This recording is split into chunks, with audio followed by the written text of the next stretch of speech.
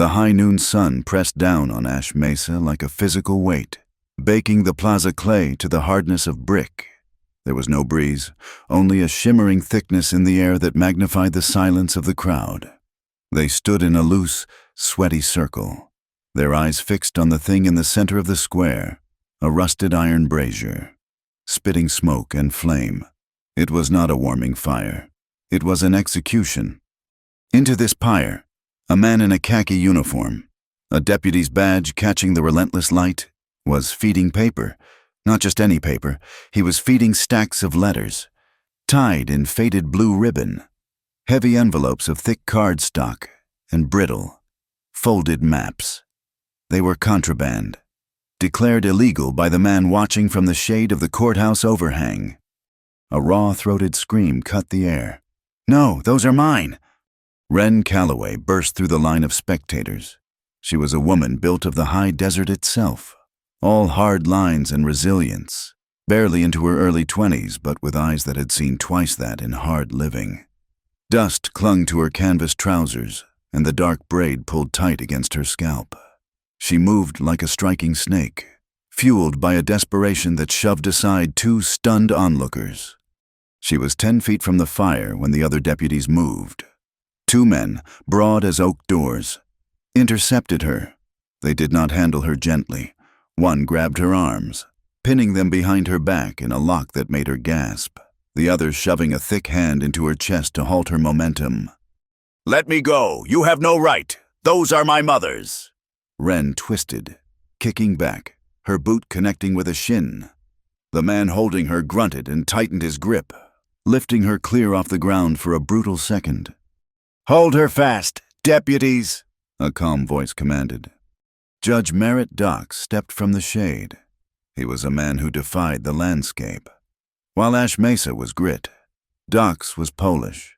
His dark coat was brushed, his collar starched white, and his thinning hair slicked back with an oil that seemed to defy the heat.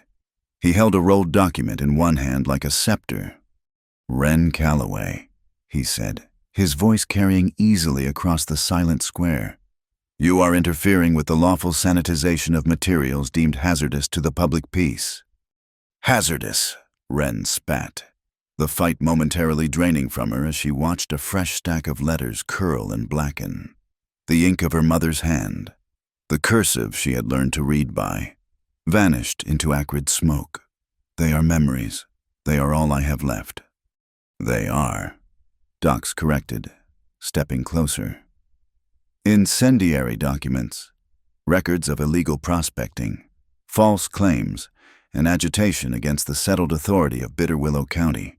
Your mother, Maeve Calloway, operated outside the law. This," he gestured to the fire, "is the law tidying up." Wren locked her eyes on his. The crowd watched, frozen, trapped between the law's authority and the raw, burning grief of the woman in chains. The deputy dropped the last bundle. It was a thick leather folio, tied with a rawhide thong. It landed on the glowing embers and began to smolder at the edges. This was the one that held the maps, the one her mother had written about in her final missive, the only letter Wren had managed to retrieve from the postmaster before Dox had seized the rest. Wren stopped struggling. Her body went utterly still, her shoulders tightening. The deputies holding her faltered, mistaking the sudden calm for surrender. The leather folio popped in the heat. The rawhide snapped, the papers within splayed open, maps of the dry gullies, notes on geology, headings marked by star charts. The flames licked up, hungry, swallowing the last of Maeve Calloway's legacy.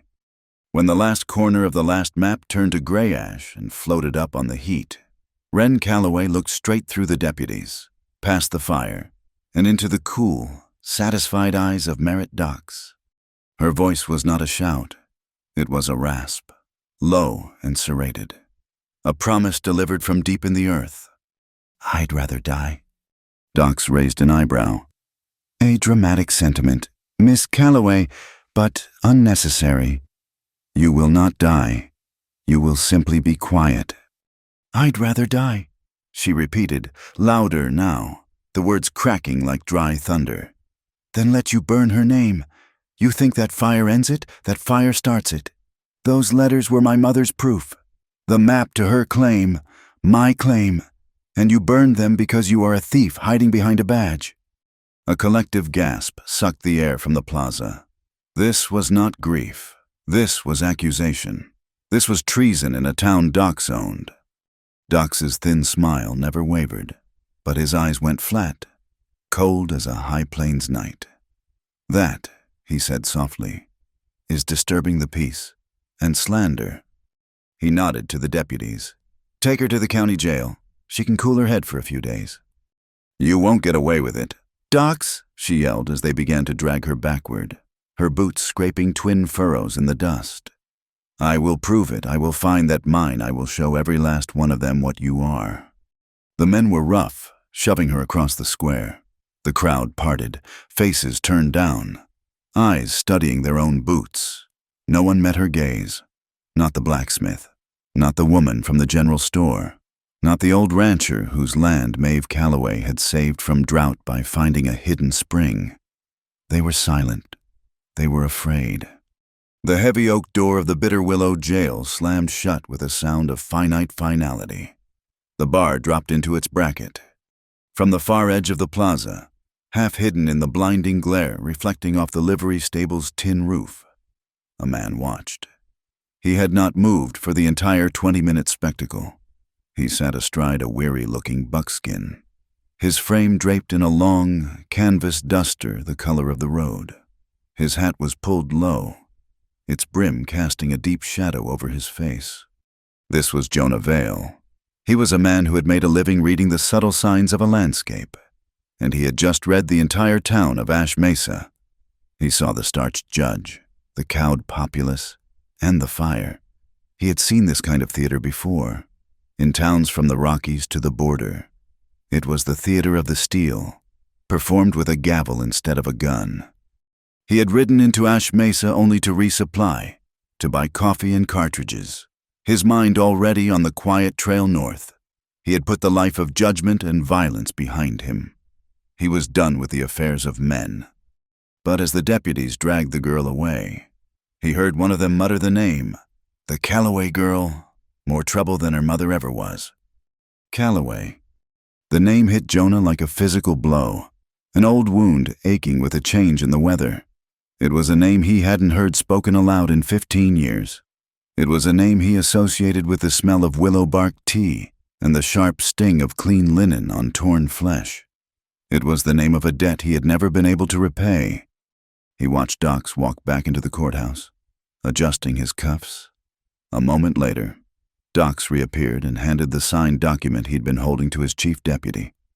"The order for seizure," Docs announced, his voice loud enough for the lingering townsfolk to hear. "The Calloway warehouse at Ridge Lantern and all its contents are hereby forfeit to the county, pending auction, to pay for her outstanding fines and fees." He had burned her past, jailed her present, and stolen her future. All in the space of half an hour. All perfectly legal. Jonah Vale shifted in his saddle, the old leather creaking. He knew Docs's kind. He knew what was in that warehouse. Supplies, tools, perhaps duplicates of the very maps Docs had just burned. The judge was not just tidy. He was thorough. As the crowd finally melted away, the whispers started. They traveled like dry grass catching fire, from the saloon to the feed store, from the farrier to the telegraph office. The dry season star. It was an old prospector's legend, a bedtime story for broke miners, a vein of pure silver, wide as a man's arm, hidden somewhere in the maze of the dry gullies, a place so barren and waterless that no one could survive long enough to find it. But Maeve Calloway had been different. She didn't just read rocks. She read the wind, the plants, the subtle shifts in the earth. The whispers grew. The letters Docs burned weren't just letters. They were the key. They held the map not only to the silver, but to the one thing more valuable in that country water, a steady source, hidden in the rock. The rumors claimed Docs's men had been seen in the gullies for weeks, carrying surveying equipment, driving stakes into the ground far from any registered claim. Control the water, and you control the entire county. You owned every rancher, every farmer, every soul who needed a drink. The silver was just a bonus. The dry season star was the key to an empire. The sun bled out of the sky, leaving a deep purple bruise over the western mesas. Ash Mesa cooled quickly, the day's oppressive heat giving way to the desert's profound chill. Lights flickered on in the saloon, casting yellow, fragile squares onto the dark plaza. In the hills just outside town, Jonah Vale sat by a small, smokeless fire.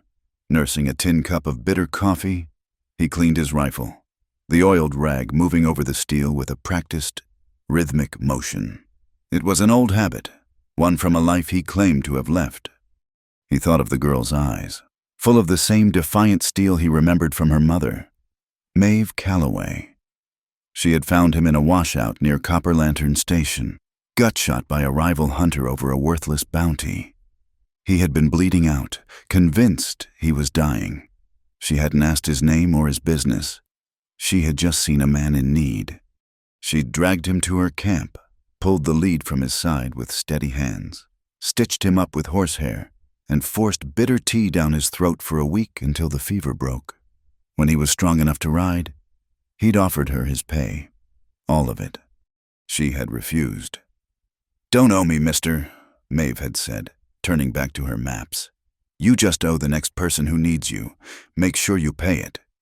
He had ridden out, and he had failed, time and again, to pay that debt.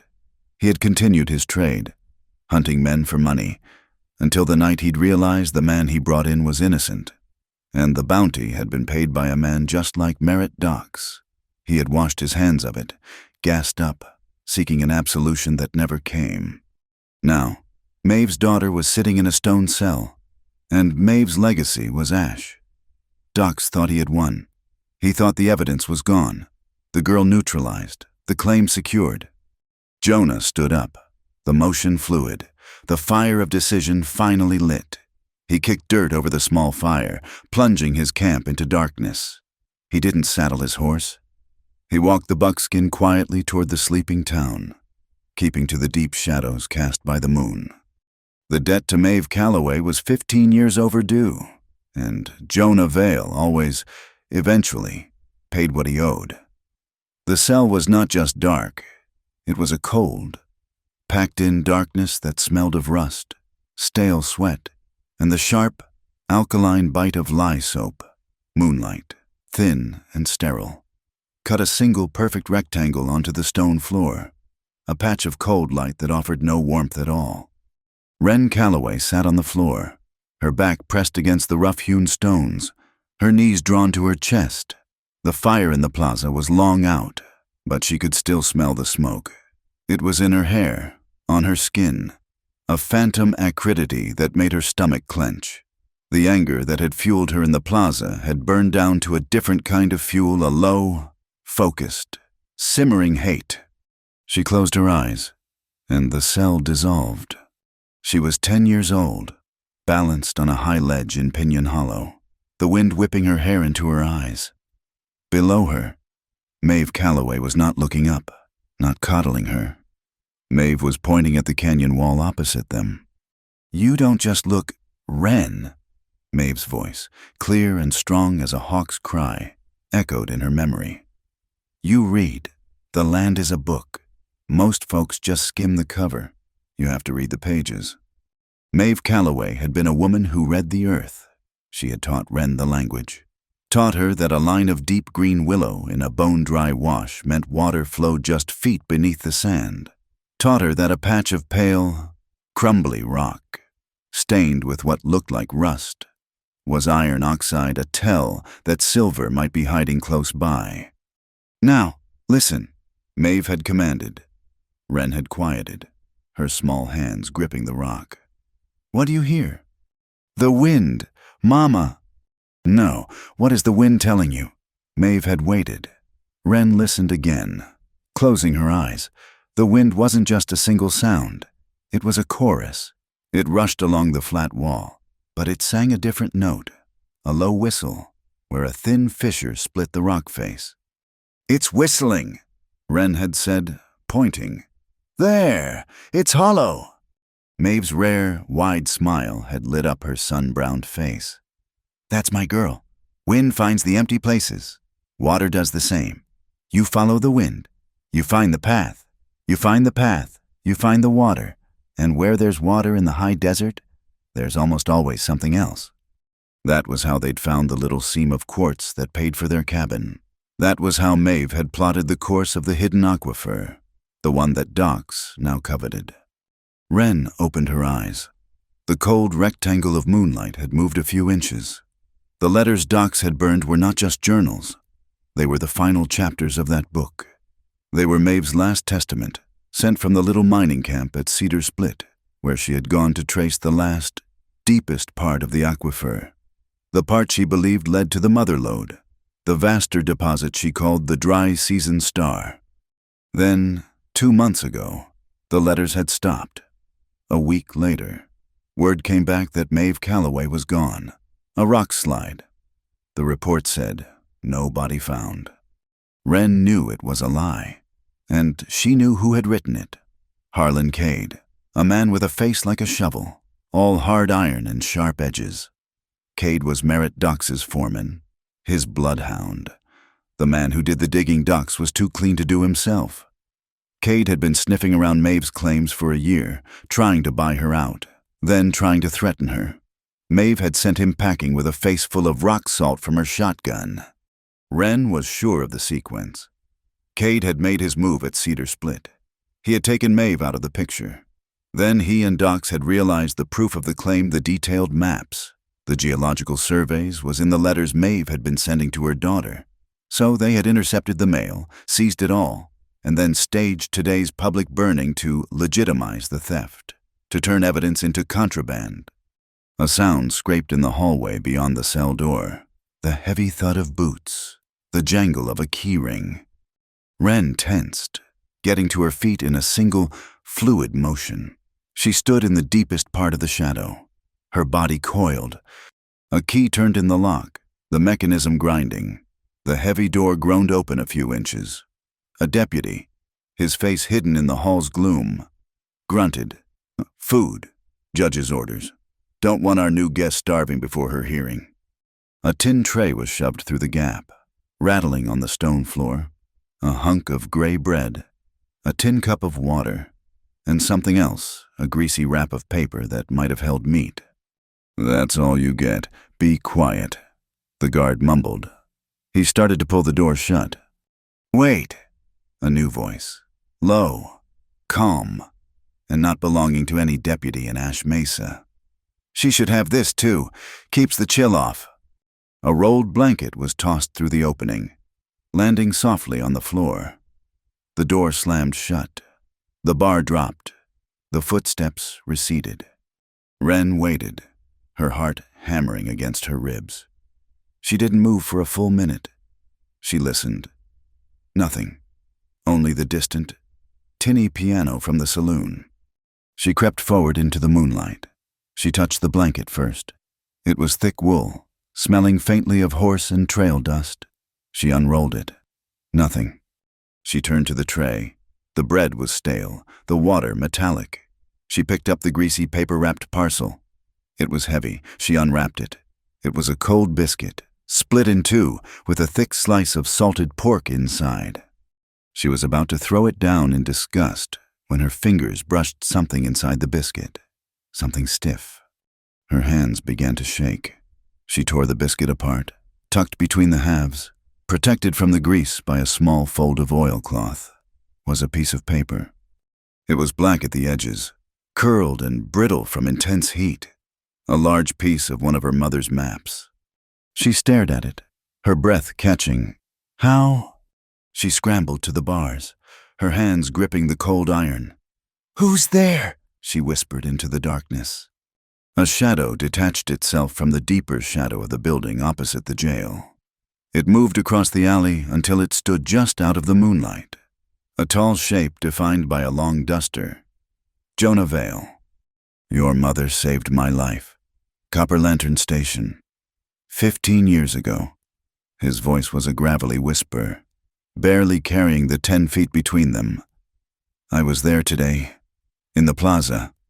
You! Wren's mind raced. She didn't remember this man. What is this? I was at the edge of the crowd when the fire started. Jonah said, "The last bundle, your mother's folio. When it burst, the wind caught a piece. It blew clear, landed almost at my horse's feet. I covered it." He had snatched it from the fire. He had saved a piece. "Why give it to me? Why not just ride on?" Her voice was sharp with suspicion. Jonah was silent for a moment. He looked up and down the alley. "I know Judge Dux. I've worked for him before, a long time ago. I hunted a man for him, all the way to the Silver Reef, brought him back for a bounty. Found out later the man was innocent. Dux wanted his land, just like he wants yours. The man's wife and son lost everything. They froze to death in the high country that winter." The confession hung in the cold air, stark and ugly. "I haven't slept soundly since," Jonas said, his voice flat, devoid of self-pity. "I didn't know who your mother was until I heard the name, Maeve Calloway. I owe her a debt. This," he nodded toward the cell, "is the first payment." Wren clutched the map fragment. It felt hot in her hand. "It's not enough. It's just a piece. He burned the rest. He's seizing the warehouse at Ridge Lantern tonight." "He thinks he burned the rest," Jonah corrected. "Your mother was smart. She wouldn't have put her whole claim in one place. That map you're holding, the piece I saw before the fire got it, it's not the main map. It's a key. It shows the sky path." Wren's breath hitched. The sky path was a family story. A high-ridge route Maeve had been charting. A series of ledges and game trails that cut through the high peaks, bypassing the guarded canyons and bridges below. A path only she and Wren knew existed. "If you can get to the warehouse, to her other journals," Jonah said, "you might find the other half, the piece that shows the main claim. This fragment shows you how to get there without being seen." "If I can get to the warehouse," Wren repeated bitterly, rattling the bars. "I'm in here." "Dux is thorough," Jonah said. "He won't let you out for a hearing. He'll let you rot. His man, Cade, is already riding for Ridge Lantern. You have to get out of here. Tonight, before dawn." "How?" she demanded. "The lock on that door is a standard-issue county lock, weak pin. The hinges on the back window are rusted. I checked." "You checked?" "The deputy in there is named Cobb. He's got a weakness for whiskey from the saloon. I bought him a bottle. He'll be asleep in 20 minutes. I'll be back at 2 o'clock. Be ready." "I don't even know you," she whispered, her mind reeling. "You know your mother, and you know Merritt Dux right now. That's enough." The shadow pulled back, melting into the alley. 2 o'clock, his voice echoed, and then he was gone. Wren slid back down to the floor, her back to the wall. She uncurled her fingers. She held the map fragment in the single beam of moonlight. It was a part of the dry gullies, but drawn from a high perspective, showing the peaks, not the canyons. And on it, in her mother's familiar, precise hand, was a single annotation, written in the ink Maeve made herself from juniper berries. It was not a direction, it was a quote, the last one Wren had received in the final letter from Cedar Split, the one she'd read until the paper was soft as cloth. "Don't let anyone burn your voice." Wren's obsession was not for silver. It was not even for the water that could save the valley. It was for that voice. Dux and Cade had tried to silence Maeve Calloway, to burn her words and scatter her ashes on the wind. They thought they had erased her. She traced the scorched edge of the map. This was not trust. She did not trust the stranger in the long coat, the man haunted by his own ghosts. She did not trust his motives, this debt he claimed to owe. But she didn't have to. He needed to balance his ledger. She needed to reclaim her mother's voice. They were two different kinds of revenge, two different kinds of redemption. And tonight, they pointed down the same dark, narrow path. Wren folded the map fragment and tucked it deep into the waistband of her trousers, against her skin. She picked up the thick wool blanket and walked to the cell's small, high window. She began, very carefully, to pick at the rust-caked hinge, using the metal cup from the tray as a scraper. The man had said 2 o'clock. She would be ready. The town clock of Ash Mesa, silent all day, struck 2. The sound was flat and dead in the cold air. Inside the cell, Wren was already moving. She had spent the last 3 hours meticulously, painfully, working at the lower hinge of the small, barred window. She had used a rusty nail pried from the floorboards as a pick and a thin, hard splinter of wood as a lever. Her fingers were raw, the skin torn, but the rust had finally given way. The lower pin of the hinge was loose, held only by a final crust of oxidized metal. She waited. The jail was silent. Deputy Cobb's snoring, a rhythmic, wet rattle, came from the front office. The bottle Jonah had left for him had clearly been the superior vintage. A sound came from the alley, a low, sharp whistle, like a High Plains nighthawk. It was the signal. Wren braced her feet against the stone wall, gripped the bars of the window, and pulled with all her strength. The wood splintered, the metal pin shrieked and snapped. The bottom of the window frame was free. At that exact moment, a flash of bright orange light illuminated the alley, followed a split second later by a deep, concussive whoomph. Jonah Vale had been busy behind the jail, by the woodpile.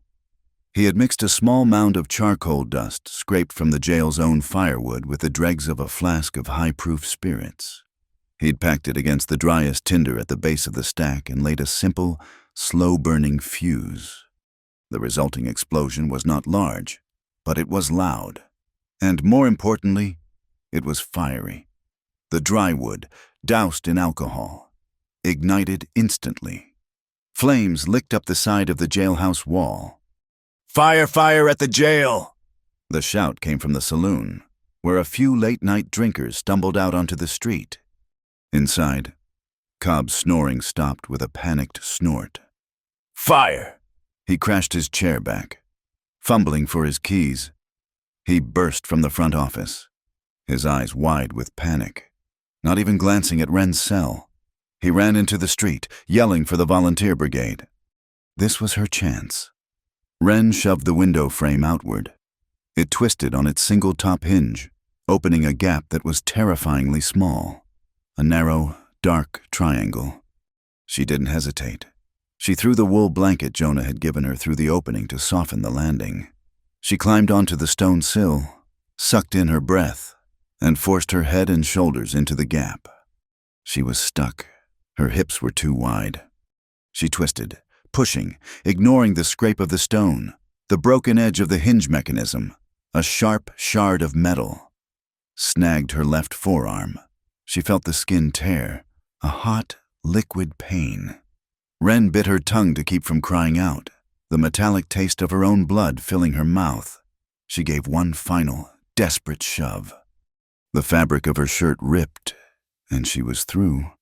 Falling, dangling by her hands from the sill. A pair of strong hands grabbed her waist.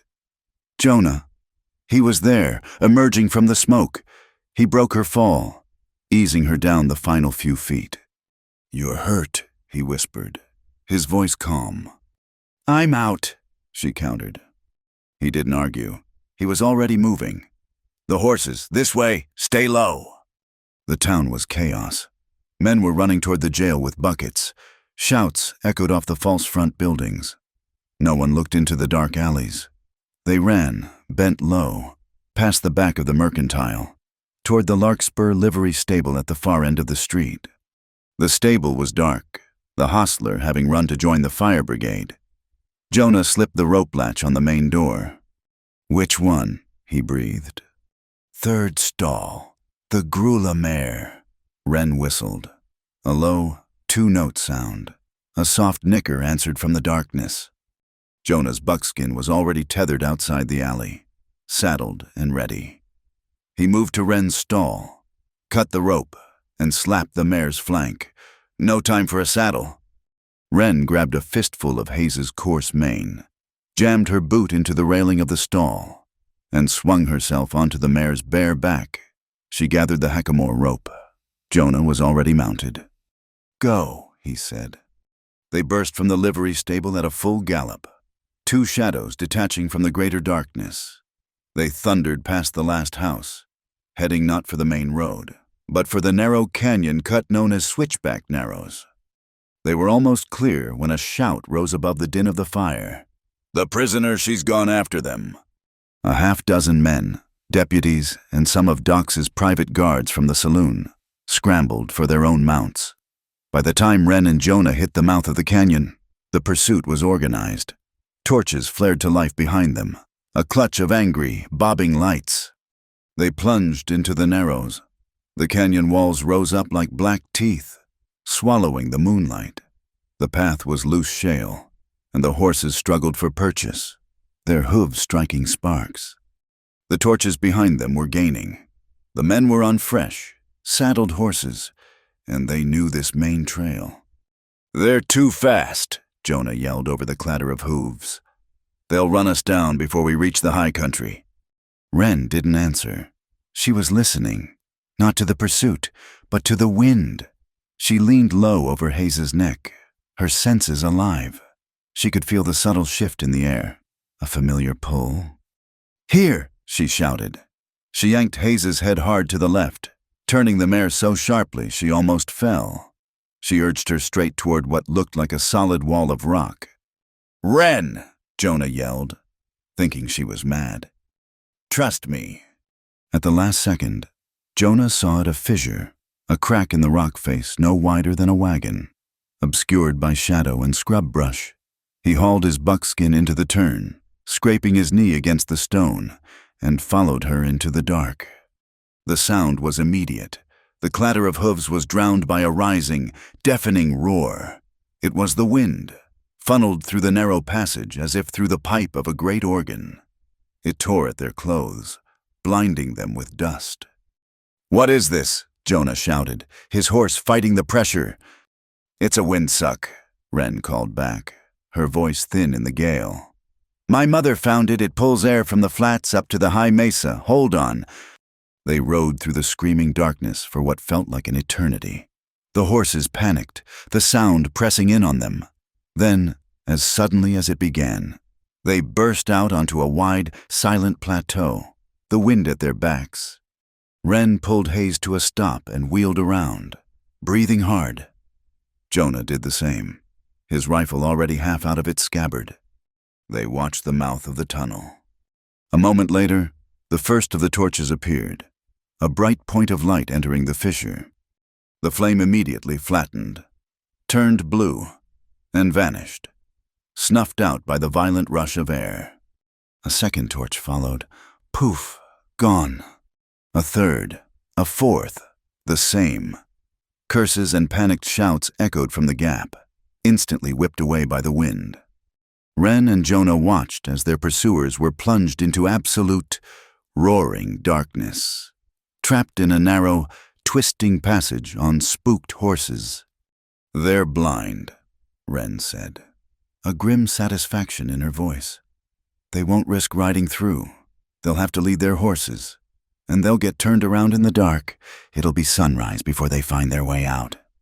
Jonah stared at the black gap, then at Wren. He slowly pushed his rifle back into its sheath. "You listen to the wind," he said. It wasn't a question.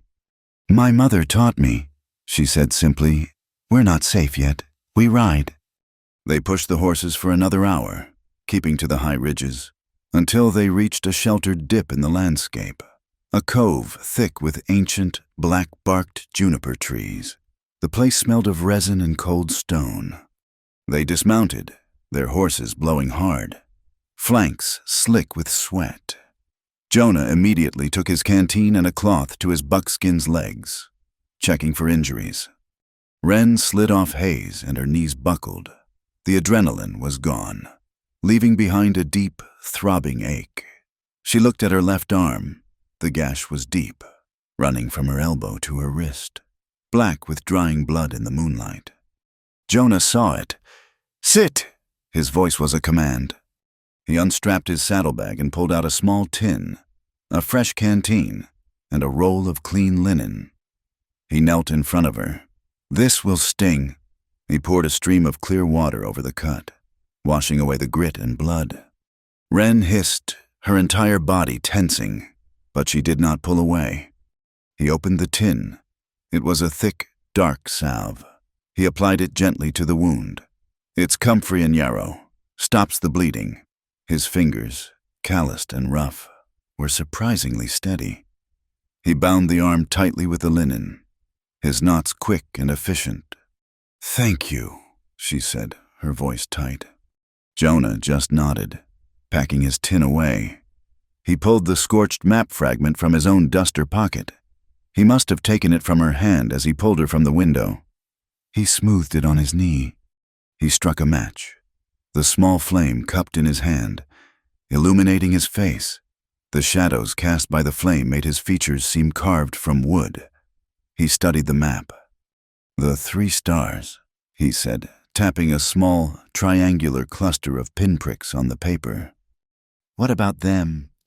"I saw this in your mother's camp, at Copper Lantern, the night she found me. She had charts, notebooks filled with them. I thought she was just watching the sky, but she was using them. They're alignment markers." "The dry season star," Wren whispered, understanding. "It's not just the mine's name, it's the constellation. She was using it to map the entrance, waiting for the one time of year the stars aligned with a landmark."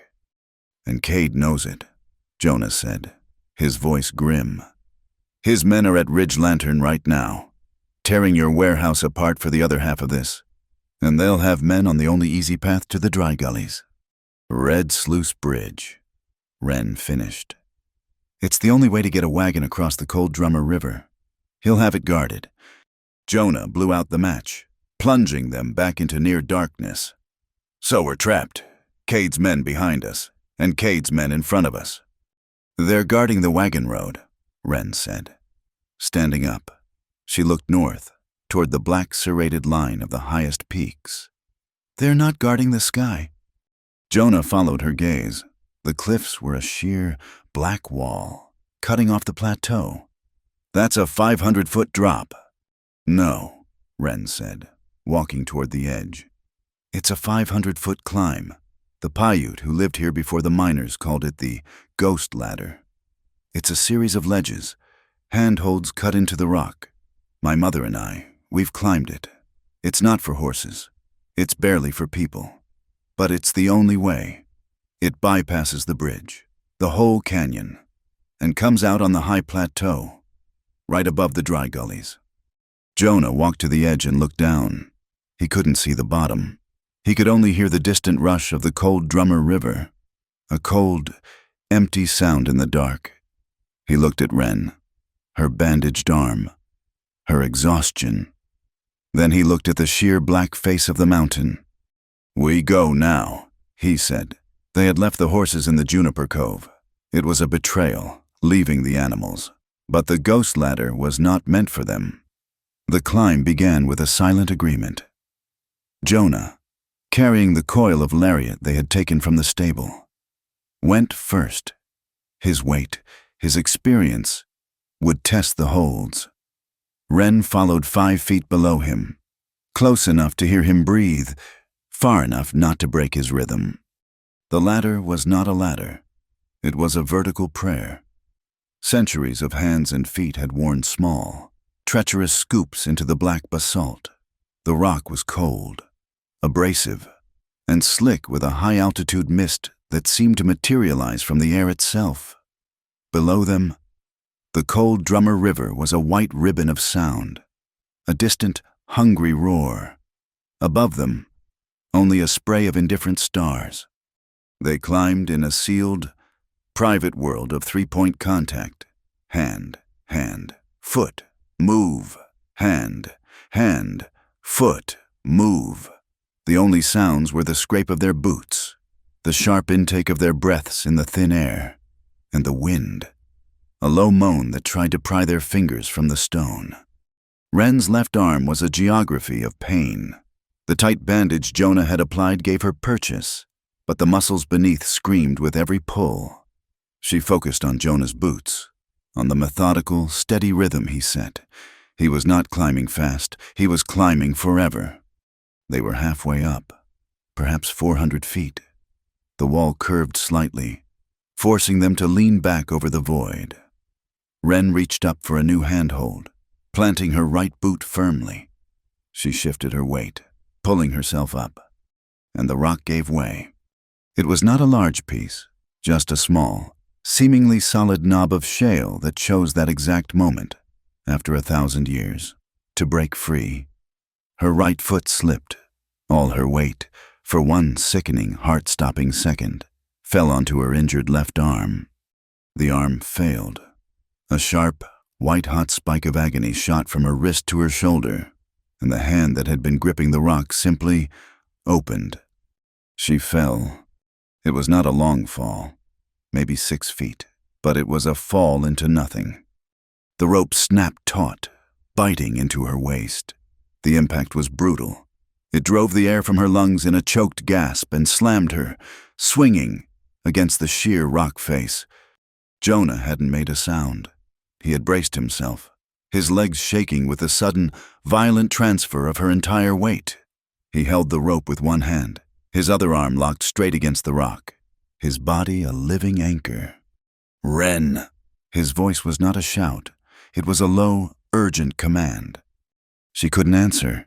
She was dangling, spinning slowly, her face turned to the terrible, open dark. He hauled, hand over hand, the lariat cutting into his palms. He pulled her up, the dead weight of her body scraping against the rock. He pulled until she was level with him, on a ledge barely wide enough for one man's boots. He grabbed the front of her shirt. He did not pull her to him. He pulled her past him, pressing her flat against the solid wall, putting his own body between her and the 500-foot drop. The moment was absolute. She was pinned, her face crushed against the rough canvas of his duster. Her body pressed so tightly against his that she could not tell where she ended and he began. The world shrank to the 6 square inches of cold stone beneath their feet. He was breathing hard, the exertion of the catch making his chest heave. His breath was hot against her hair. She was breathing in short, terrified sobs, unable to fill her lungs. "You're solid," he said. His voice was a low rumble, right by her ear. "I have you. You are solid." She clutched at his duster, her fingers twisting in the heavy cloth. She could smell him. It was not just the horse and leather and trail dust the synopsis had noted. It was the sharp, clean scent of the yarrow salve from his tin, a faint trace of coffee, and the undeniable, warm, salty smell of the man himself. It was the most real thing she had ever known. Her heart was a frantic bird against her ribs, and she could feel a heavy, steady, powerful thump against her own, slowing her panic, lending her its rhythm. He did not move. He did not shift his weight, did not take advantage of the forced intimacy. His arms were braced against the rock on either side of her, caging her in, but caging her in safety. His body was a shield against the void. Slowly, carefully, he eased his grip, just enough to let her breathe. "You hurt." Wren shook her head, her cheek scraping against his shoulder. "No." A lie. "My arm, it just gave out." Jonah shifted. He placed one large, calloused hand flat on her back, between her shoulder blades. It was not a caress. It was an anchor, a simple, physical statement: "I am here. You will not fall. Just breathe," he commanded softly. "Breathe with me." She did, forcing her lungs to match his steady, slow rhythm. In, out, in, out. The panic receded. The world expanded back to its normal, terrifying size. He looked down at her. In the faint starlight, his eyes were just shadows, but she could feel the weight of his gaze. It was a question. "Are you ready?" She nodded. He did not let go until he was sure she had a firm grip. New hold. To your right. I see it. The rest of the climb was a silent, agonizing blur. They reached the top, the wide, flat expanse of the high mesa, and collapsed onto the stone. They did not speak. They lay on their backs, chests heaving, staring at the cold, spinning stars, alive. After a long time, Wren sat up. She was shaking. It was not the cold.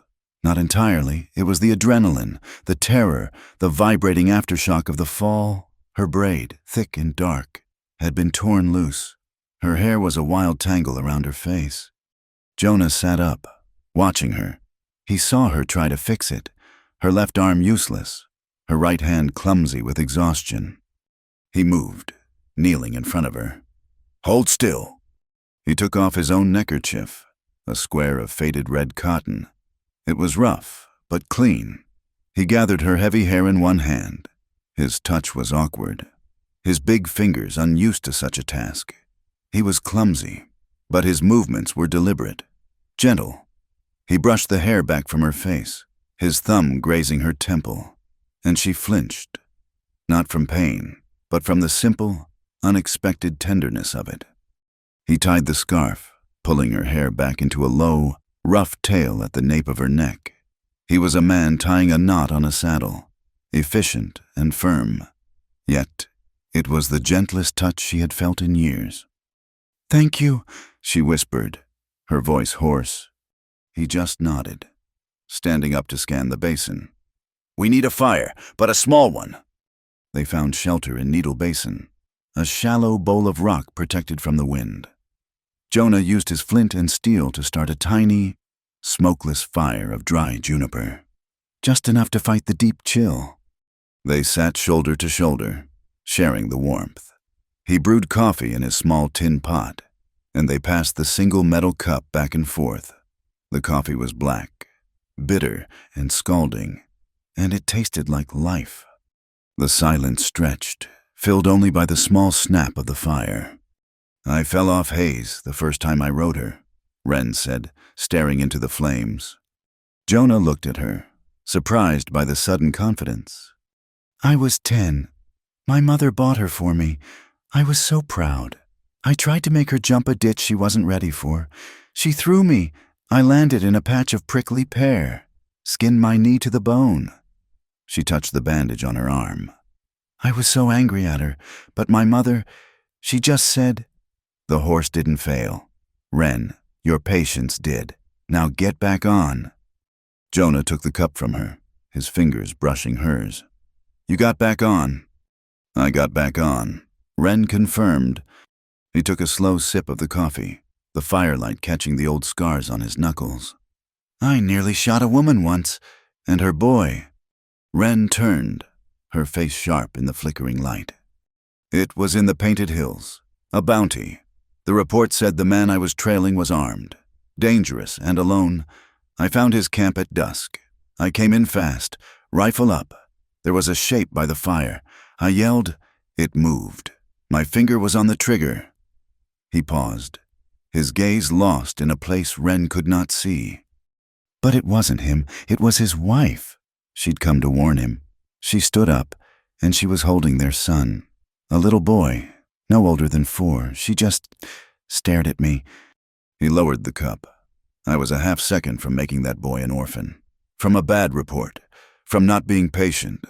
He looked at her, his eyes clear and full of a terrible, quiet honesty. I rode away. Never collected the bounty. Never hunted again. They sat in the small circle of warmth, their 2 confessions laid bare between them.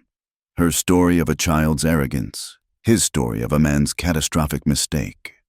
They didn't need to say anything. The promise was made. There in the dark, he saw the defiant pride that could make her fall.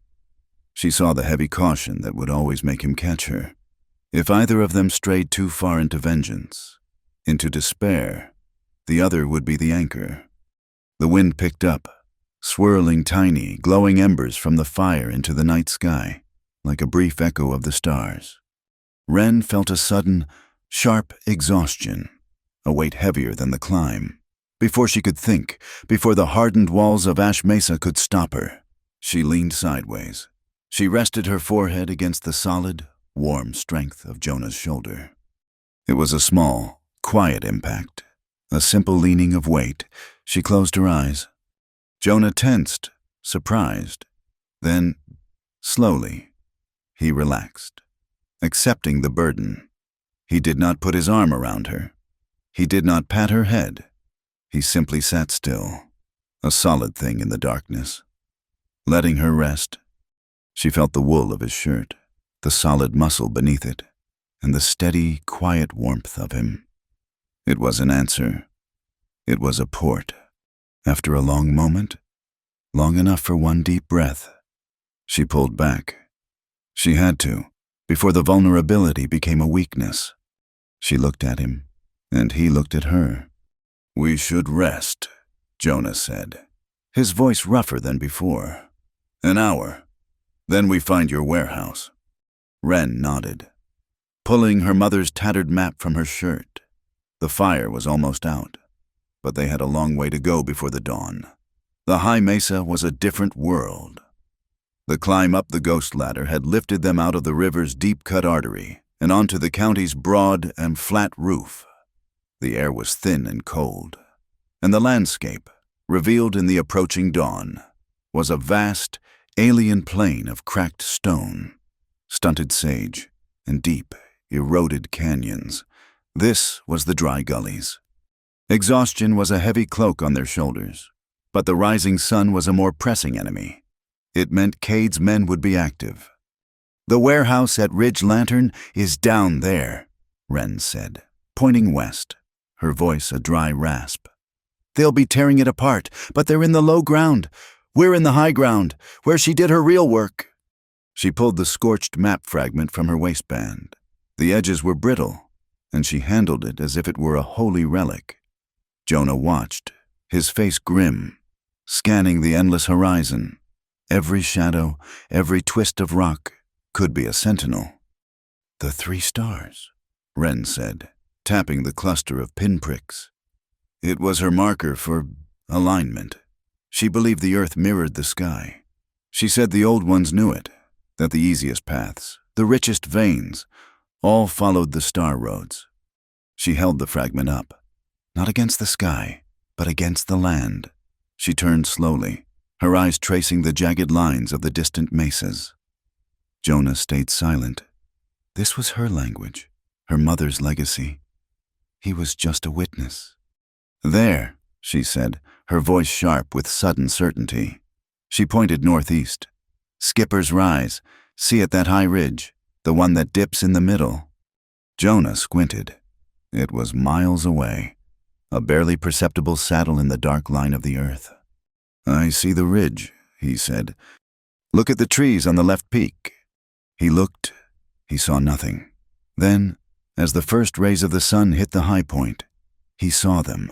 3 ancient cypress trees, their trunks twisted and silvered by centuries of wind. 2 stood close together, a third stood apart, leaning, as if trying to pull away. 3 trees, Jonah said, a new respect in his voice. 2 together, 1 apart, like the map.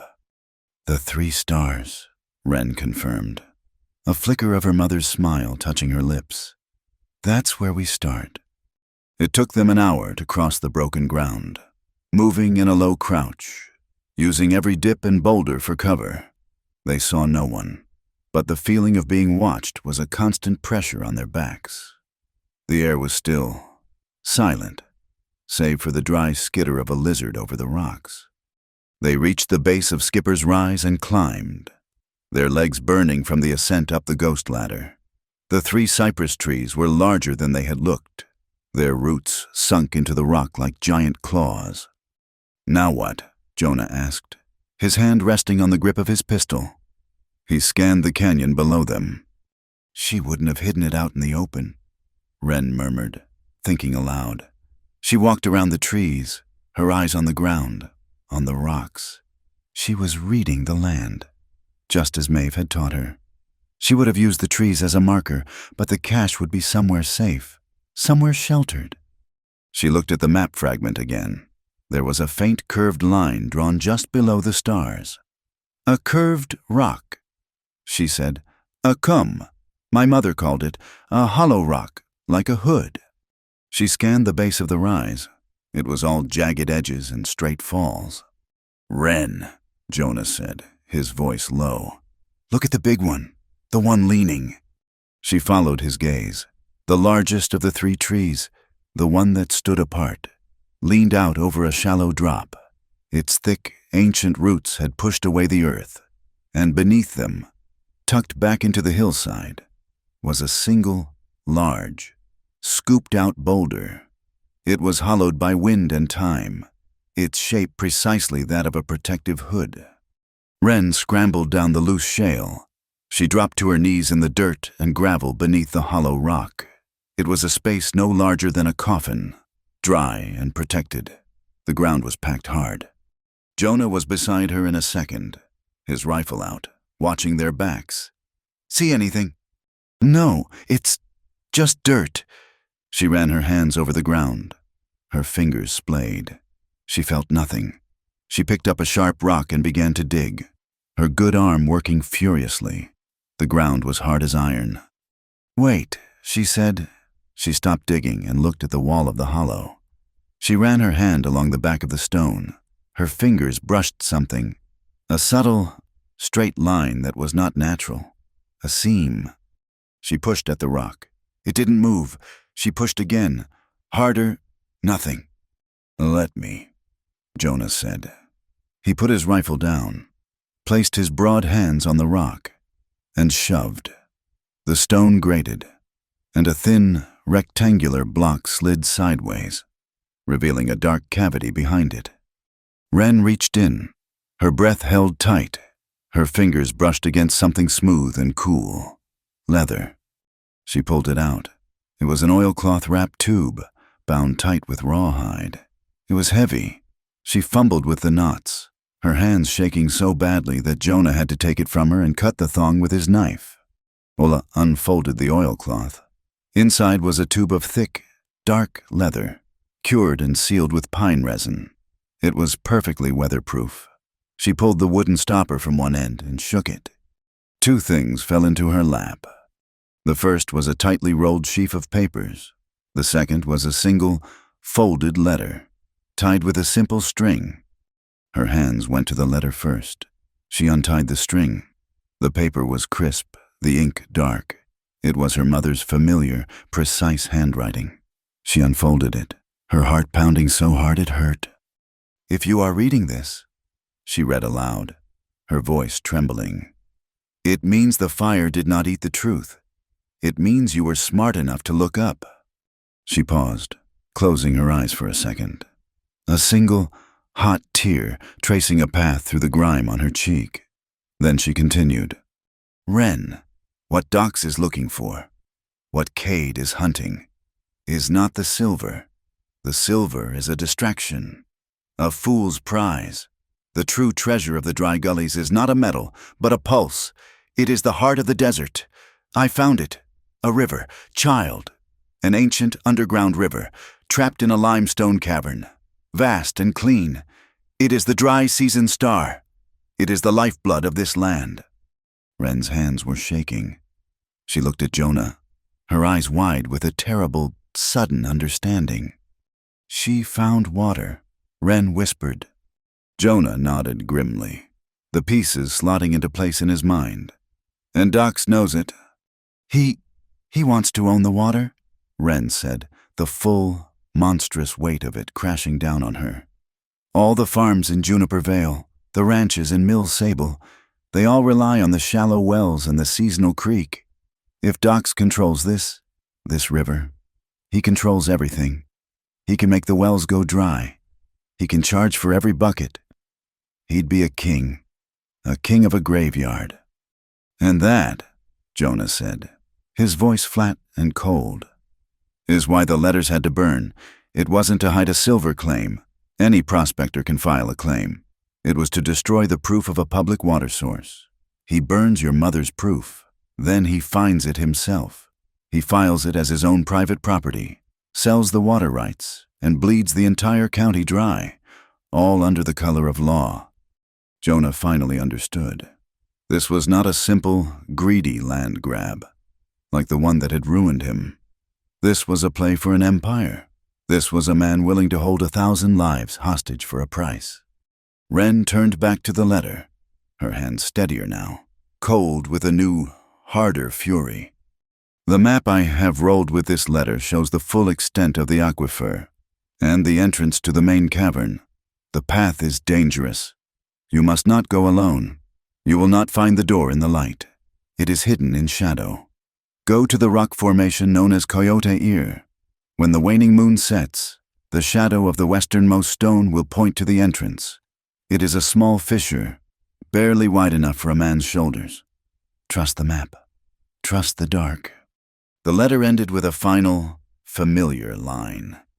Be smart, be brave, but most of all, be my voice, MC. Wren carefully folded the letter and tucked it into her shirt, placing it against her skin. She picked up the rolled sheaf of papers. She unrolled it. It was beautiful. It was not just a map. It was a geological survey, a work of art, a lifetime of knowledge drawn on cured vellum. It showed the entire region, from the high mesas to the low valleys. It showed the rock strata, the fault lines, the iron oxide deposits, and there, running through it all like a bright blue artery, was the unmistakable, detailed chart of a massive underground river. She and Jonah spread it on the rock, their heads close. She found their position at Skipper's Rise. Her finger traced a line south. There, Coyote Ear. It was a cluster of tall, standing stones, not 2 miles from where they sat. When the waning moon sets, Jonah said, looking at the pale sliver of the moon, still visible in the blue morning sky. That means, just before dawn, we have to wait all day. We can't, Wren said, standing up. Cade's men will be at the warehouse. They'll find nothing. They'll know they've been tricked. They'll send patrols up here. They know my mother worked the high country. We can't go in without the shadow. Jonah argued. The entrance is hidden. We could search for a week and not find it. We'd be exposed. We have to wait. We have to hide. Wren looked at him, then at the map. He was right. Rushing in would be a fool's move. Her mother's words echoed, be smart. All right, she said. We wait, but not here. This is the first place they'll look.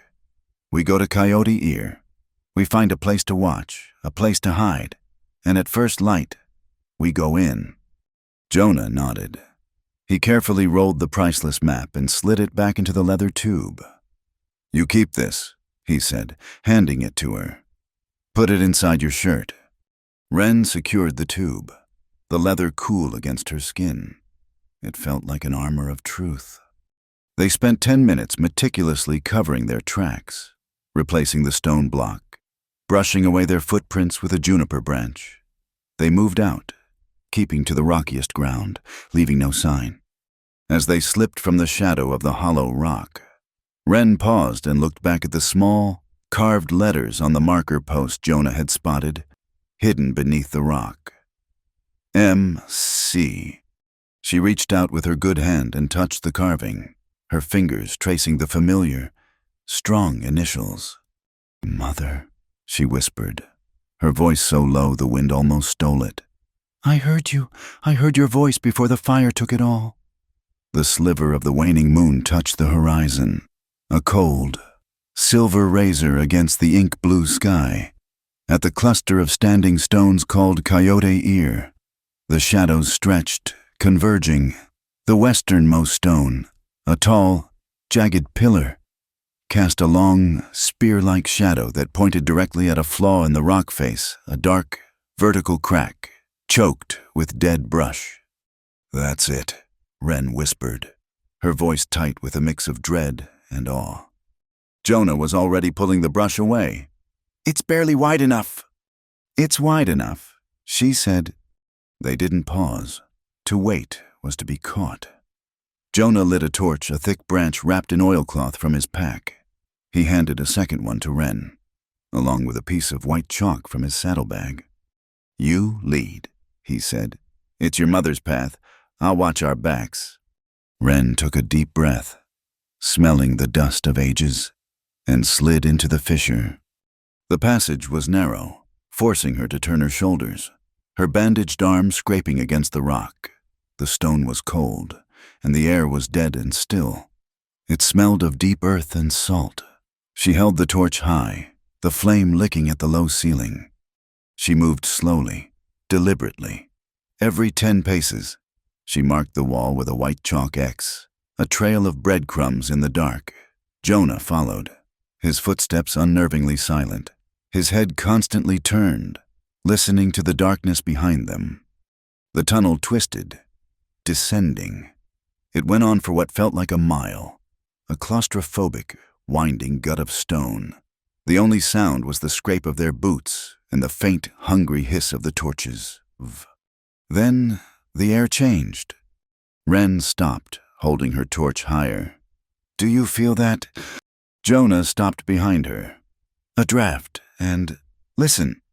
It was a sound, so low it was almost just a vibration, a deep, subterranean hum, the sound of a massive, moving weight. "The river," Wren breathed. She moved forward, faster now, hope pulling her. The tunnel widened, the ceiling lifted, the sound grew, from a hum to a low, powerful rumble. They emerged into a cavern so vast their torches barely disturbed the darkness. The ceiling was lost in a black void, hung with stalactites that looked like the teeth of a sleeping god. The air was cool, moist, and alive. And at the bottom of a wide, sloping floor, it lay. "Maeve's promise," Wren whispered. It was not a river. It was a lake, a vast, still, subterranean sea, its surface like polished black glass. From the far end, a powerful current flowed into another, deeper tunnel, creating the rumble they had heard. This was the aquifer, the heart of the desert. It's all here," Wren said, walking toward the water's edge. "Living silver," Jonah said, holding his torch over the water. The light reflected, clear and pure. Wren dropped to her knees. She looked at the water, then at the far wall. There, neatly stacked, were her mother's tools, a geologist's hammer, a small hand-cranked winch, and a sturdy, iron-bound strongbox, Maeve's last camp. "She was here," Wren said, touching the strongbox. "She was right here." "Wren!" Jonah's voice was a low, sharp warning. He wasn't looking at the water. He was looking back at the tunnel they had just left. He lifted his torch. The flame, which had been burning straight up in the still air, was now flickering, bending, guttering as if in a breeze. "The draft," Jonah said, pulling his pistol. "It's changed. Someone else is in the tunnel. They followed us." A new light appeared in the passage. Not the warm, orange glow of a torch, but the bright, cold, white glare of a carbide lamp. "So," a familiar, polished voice echoed. "The whelp leads the hunter to the prize. How efficient!" Judge Merritt Dock stepped into the cavern, flanked by 6 men. Harlan Cade was at his right hand, a shotgun held loosely in his grip. The other men were armed, their faces hard and shadowed by the harsh lamplight. Wren and Jonah were trapped, their backs to the underground lake. "Impressive," Doc said, taking in the cavern. He walked forward, his polished boots clicking on the stone. He was holding a document, a fresh one, bearing a large red wax seal. A significant water source, according to this newly filed county survey, a source located on property now under the jurisdiction of the Bitter Willow Development Company, of which I am the majority shareholder. You followed us," Wren said, her mind reeling.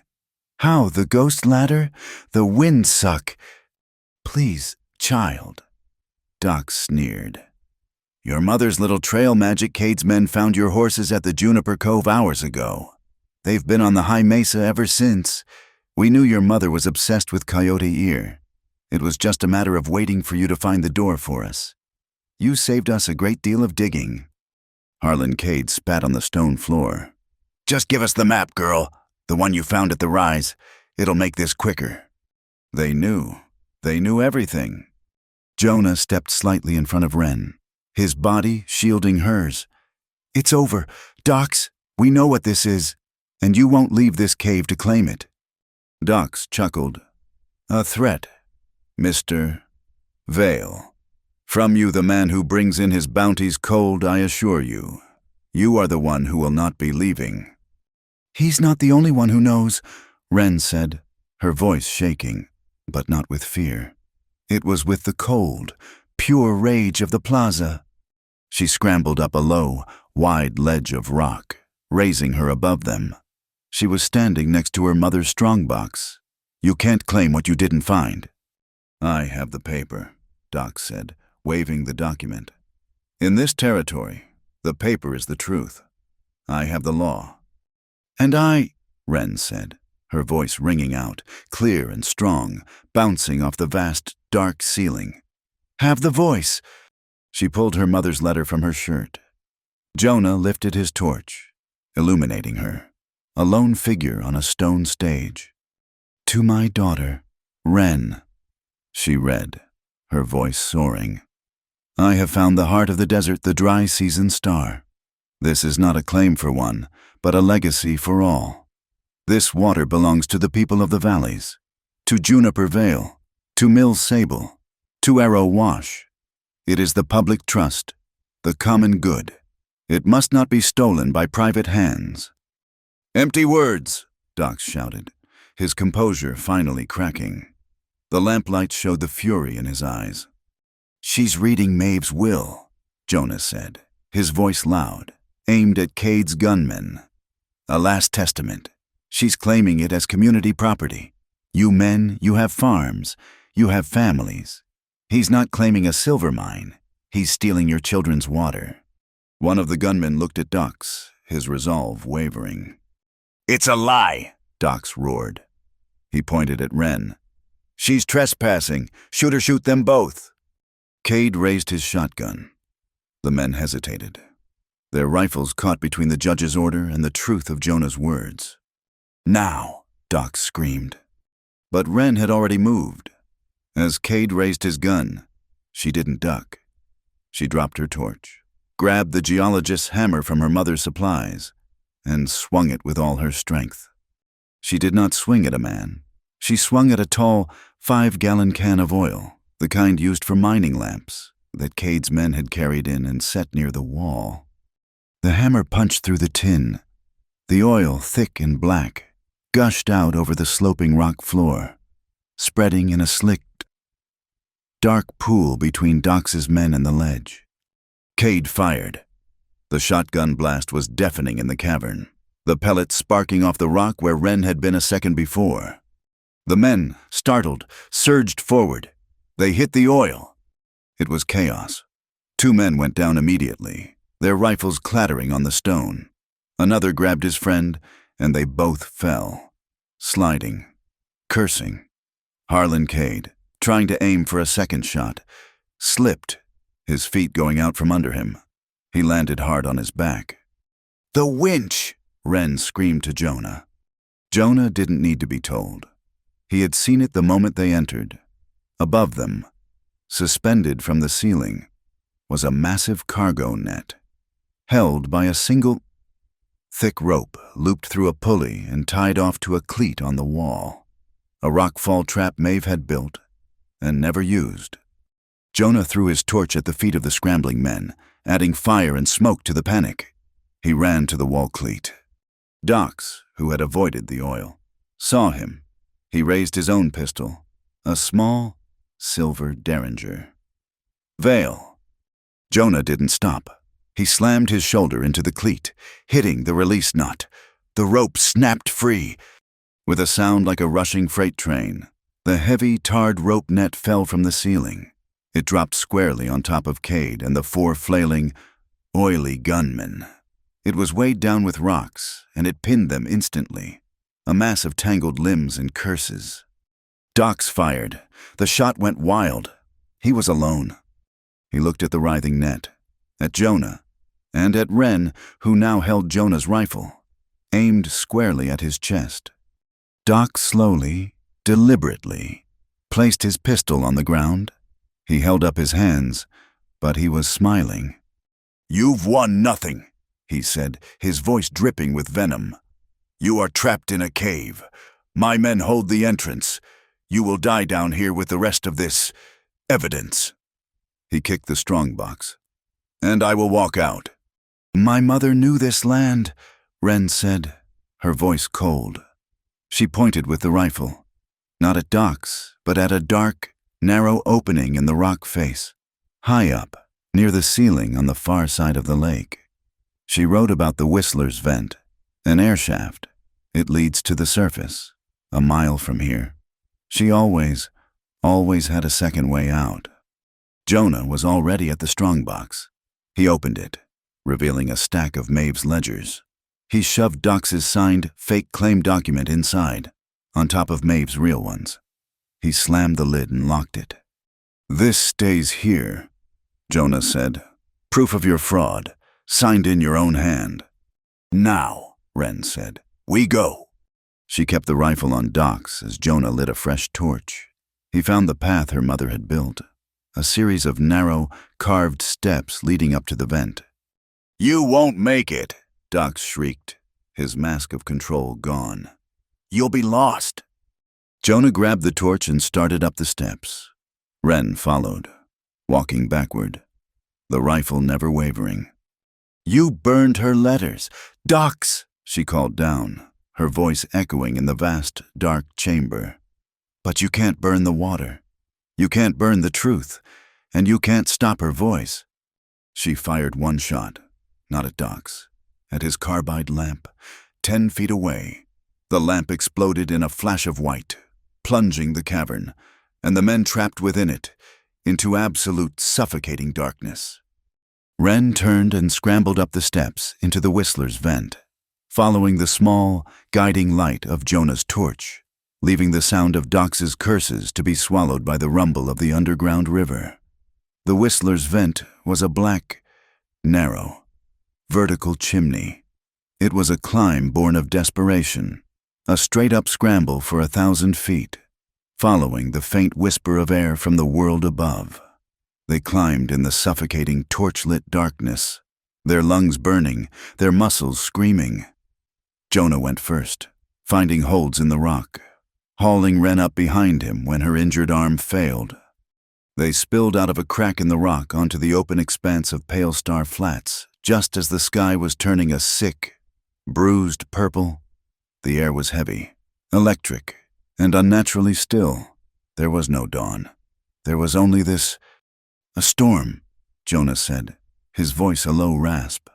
He scanned the vast, empty plain. They were exposed. A mile to the north, they could see the dark line of the canyon they had bypassed. Between here and there was nothing. No cover. Wren leaned against the rock, her chest heaving, the leather map tube digging into her ribs. We have to keep moving. Cade's men are trapped in that cave," Jonah said. "Or they're waiting at the mouth of the tunnel. They don't know about this vent. We're safe from them. For now." As if the words were a cue, the sky tore open. It was not a gentle rain. It was a high desert deluge, a solid, blinding sheet of ice-cold water that hit them with the force of a physical blow. The temperature dropped 20 degrees in a matter of seconds. "This way," Jonah yelled over the sudden, deafening roar of the storm. He grabbed her good arm and pulled her along the rock face. There, an alcove. It was a shallow, hollowed-out scoop in the rock, barely deep enough to be called a cave, but it offered a roof. They stumbled into it, soaked to the skin in an instant, and huddled against the back wall. They watched the world dissolve. Pale Star Flats vanished behind a curtain of silver, driving rain. The wind howled, whipping the water into their small shelter, spattering their faces. And it was cold, a deep, penetrating cold that found the bone. Wren pressed her back against the stone, her teeth chattering so hard she could feel it in her jaw. The adrenaline from the cave, the superhuman effort of the climb, had all drained away at once, leaving her empty.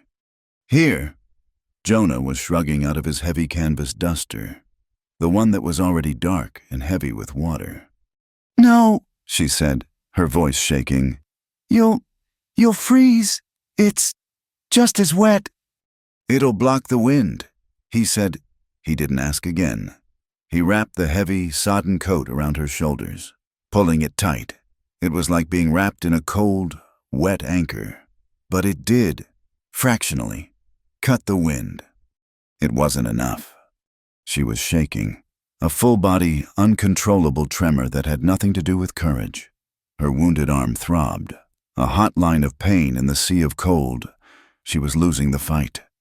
Jonah watched her, his face a mask in the dim, stormy light. He was crouched by the mouth of the alcove, his rifle across his knees, watching the flats. But his attention was on her. He saw the violent shiver. He saw the blue tinge at her lips. He moved, his own body tense with the cold. He sat down beside her, his back to the same cold stone. The space was small. Their legs, their hips, were pressed together. Wren flinched, pulling into herself. Jonah stopped. He held his hands up, just slightly, showing her his palms. It was a gesture of truce, of surrender. "Wren," he said, his voice rough over the sound of the rain. "I've seen men die of this. Pride doesn't keep you warm. We share heat, or we don't make it to morning." He was not asking. He was stating a fact of survival. She looked at him, her eyes wide in the gloom. She saw the man who had pulled her from the fall, the man who had tied her hair, the man who had followed her into the earth. She gave a single, sharp nod. He hesitated, just for a second. This was a line he had not crossed. Then he opened his arms. Wren uncurled. She turned and slid into the space he offered, pressing her side against the solid, lean length of his. He put his arm around her, pulling her tight against his chest, sharing the scant warmth his own body was generating. The contact was a shock. He was solid, real, and though his clothes were wet, the man beneath them was warm. A deep, furnace-like heat she could feel through the layers of wet canvas and cotton. She was pressed against him, her face turned into the hollow of his shoulder. She felt the steady, slow beat of his heart under her cheek. Thump, thump, thump. It was the sound of the anchor from the storm. Instinctively, she lifted her good hand and laid it flat on his chest, as if to steady herself. She felt the hard muscle, the rise and fall of his breath. He was so incredibly, fundamentally alive. He held her. He did not caress her. He did not stroke her hair. He simply held her, a solid, warm wall against the cold and the wind. His arm a secure bar across her back. And in that simple, practical embrace, Wren Calloway, who had not been held in a decade, felt a profound, aching sense of safety that had nothing to do with rifles or high ledges. They sat like that for a long time, listening to the storm rage. The cold was still there, a wolf at the door, but it could not get in. A brilliant blue-white fork of lightning split the sky, illuminating the alcove in a single, stark, silent flash. In that instant, he saw her. Her hair, loose from his clumsy tie, was plastered to her face. Her eyes were closed, and on her cheek, stark against her pale skin, was a long, dark smear of oil and mud from the cave floor. He shifted, his arm still around her. "You're marked," he said, his voice a low rumble. She opened her eyes, looking up at him. "What?" From the cave. He moved his free hand, the one that wasn't holding her. He raised it to her face. He used his thumb, the calloused pad rough and gently, carefully, wiped the smudge from her skin. His touch was slow, deliberate. He was cleaning away the last trace of the fight, the last mark of the dark. She did not breathe. She was trapped in the quiet intensity of his gaze. His eyes, which she had only seen as hard and assessing, were now in this close proximity. Something else. They were deep and quiet, and full of a profound, lonely sadness she recognized. His thumb lingered on her cheekbone, his hand cupping her jaw. The rain, the wind, the entire world outside their small stone shell, faded to a distant hum. There was only the warmth of his hand, the steady beat of his heart under her palm, and the question in his eyes. He lowered his head. The kiss was impossibly slow. It was cautious. It was not a kiss of passion, or of claiming. It was a kiss of discovery, of finding a shoreline after a lifetime at sea. His lips were chapped and warm, and they tasted faintly of coffee and the cold rain. She did not pull back. She met the kiss, a small, quiet answering of pressure. It was a sigh, a yielding. It was the first truly gentle thing that had happened to her since her mother had died. His hand moved from her jaw to the back of her neck, his fingers threading into her wet hair, holding her steady. Her hand, the one on his chest, clenched, gripping his shirt. It was an anchor in the storm. They stayed like that, a long, quiet moment of stillness while the world tore itself apart outside. There was no hurry. There was no demand. There was only the slow, deep, healing warmth that bloomed between them. A warmth that had nothing to do with the fire in the cave and everything to do with the one that had just been lit. He pulled back, slowly, just enough to look at her. His forehead rested against hers. Their breath mingled, clouding in the cold air between them. Wren spoke first, her voice a raw whisper, aimed at his shirt. "I'm afraid." His hand tightened on her neck, a gesture of reassurance, of what the storm is passing. "No," she said, pulling back just enough to see his face. "Of this, I've only ever known how to fight, how to be alone. I watched my mother. Love, it becomes a chain, another thing someone can use to hold you, to break you." Jonah looked at her, his expression unreadable, but his eyes were clear. He understood. He had lived the same life, just from the other side. "I'm not looking to put a lock on anything. Wren," he said, his voice low and sincere. "I've spent my whole life cutting ropes, not tying them. I just want to be a porch, not a lock." She looked at him, confused. "A porch?" "A place to sit for a spell," he clarified, a rare, faint smile touching his lips. "Somewhere to get out of the rain. A place you can count on, that doesn't ask you to stay, but is just there." The honesty of it, the simple, profound respect in his words, broke something inside her. The last wall. She leaned into him again, resting her head on his shoulder, and this time, it was not for warmth. It was a choice. "I'd like that," she whispered. He pulled the sodden duster tighter around them both, and they sat in companionable silence, listening as the thunder rumbled off into the distance and the deluge softened to a steady, quiet rain. They shared the last of his dry rations, a hard biscuit and a strip of jerky, and huddled together through the long, cold night. They did not talk. They did not move. They leaned on one another, a silent, mutual giving of warmth and strength. It was not the heat of passion. It was the steady, slow-burning embers of trust.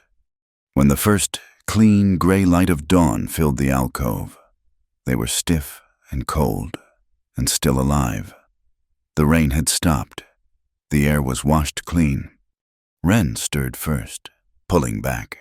The intimacy of the night felt fragile in the new light. She stood up, testing her legs. She looked out over Pale Star Flats. It was a new world, shining and wet. She turned back to Jonah, who was watching her, his face shadowed. "Jonah," she said, her voice clear in the quiet morning. "I'm not ready to belong to anyone. I don't know if I ever will be." He nodded, accepting it. He had expected nothing else. "But," she said, a small, genuine smile touching her lips for the first time, a smile that lit her whole face. "I am ready to walk with you." He stood up, slowly. He was a tall, imposing figure in the small space. He stood in front of her. He did not kiss her. He did not pull her close. He reached out and, with one finger, brushed a stray, damp strand of hair from her cheek. Then he leaned down and pressed a light, firm kiss to her forehead. It was a promise, a seal, a sign of respect for the path she was on. "Then let's go," Jonah Vale said. "We have a town to save." The plaza emptied fast. The public hearing, the stunning testimony of the old miners, had left a vacuum. Dox and Cade had retreated into the courthouse, defeated but not captured.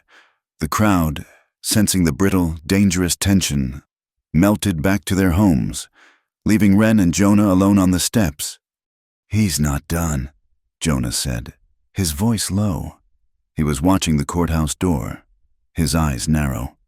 "I saw the look he gave Cade. I've seen it before. It's the look of a man who's about to burn the evidence, the witnesses, and the town, just to cover his tracks." Wren's blood went cold. She followed his gaze, and the logic hit her like a physical blow.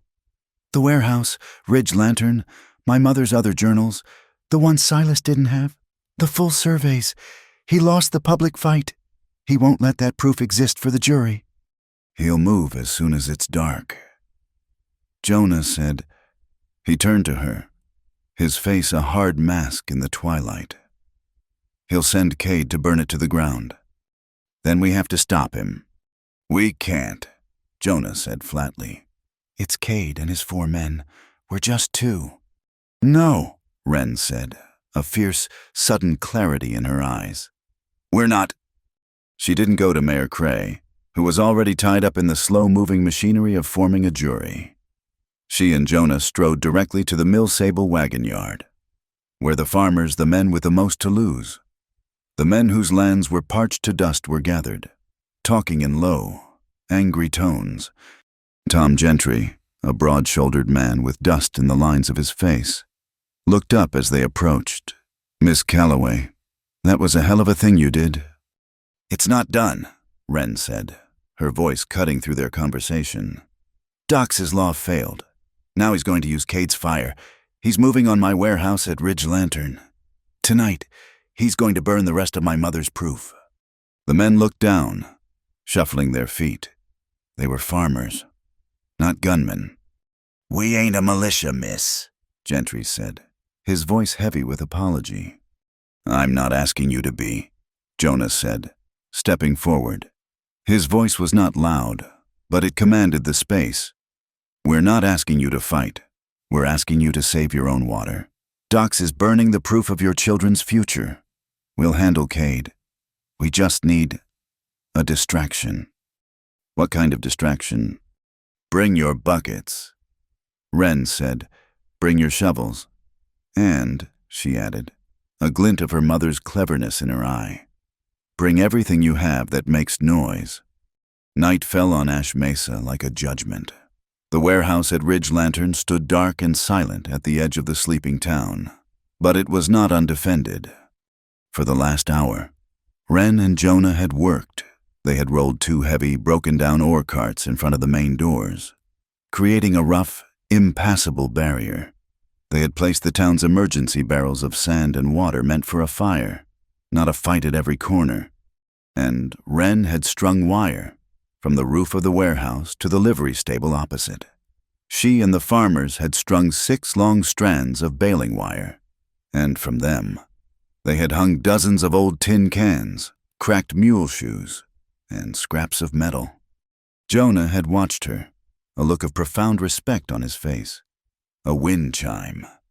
"A warning," she'd said, "a ghost army." Now they waited.